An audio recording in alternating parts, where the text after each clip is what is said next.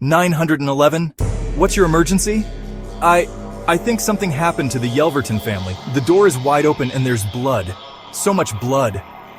By the time authorities arrived at 6:32 a.m., the scene inside was unlike anything Fairhaven had ever seen.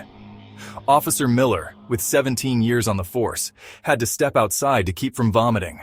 4 family members, murdered in calculated fashion. Daniel was a hardworking father, always helping neighbors.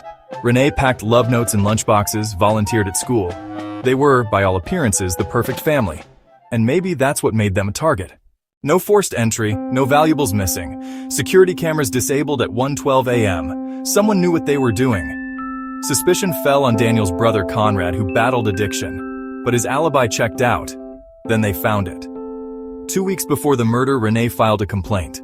Devin Briers, a contractor fired for stealing, had threatened her. She told police, "He looked at me like he wanted me gone, like I was in his way." Devin had a history: assault, burglary, a restraining order from a former girlfriend. He had served time, just enough to be dangerous and angry.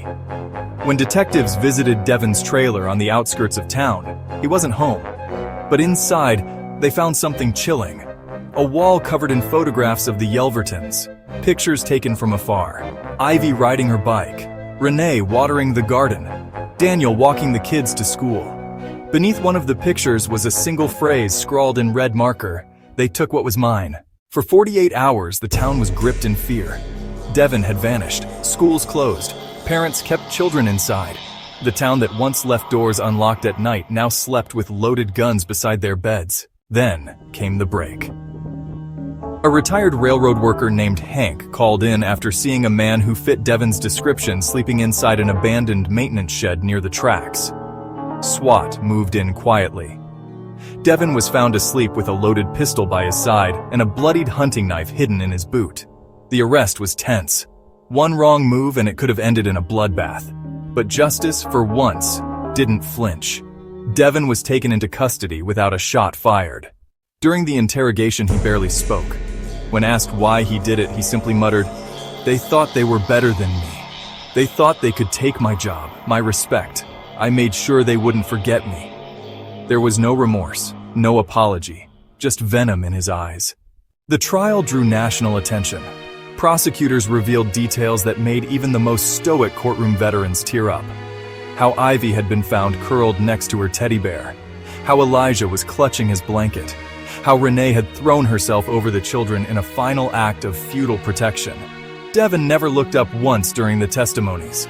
It took the jury less than 3 hours to find him guilty on all counts. 4 counts of first-degree murder, breaking and entering, and unlawful tampering with a security system. The judge did not mince words during sentencing. "You did not simply take lives. You ripped a hole in this community. A family that lived with light and gave love without hesitation is gone because of your bitterness, your rage, your hatred. I sentence you to 4 consecutive life sentences. No possibility of parole. May you rot in the darkness you created." The town of Fairhaven mourned. The Yelvertons were laid to rest in a service attended by nearly every soul in the county. White balloons were released into the sky. Ivy's classmates wrote messages and tied them to her favorite tree near the school playground. A scholarship was set up in Elijah's name for underprivileged kids who loved to draw, just like he did. But perhaps the most beautiful moment came 6 months later, when a new family moved into the Yelverton home.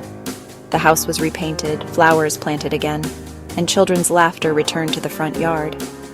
Fairhaven refused to let evil have the last word. Justice had been served, not just in the sentencing, but in the healing, in the choosing to love again.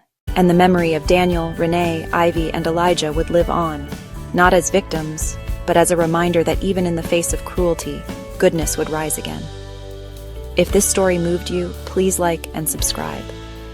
Share this so more people can hear stories that remind us justice still matters.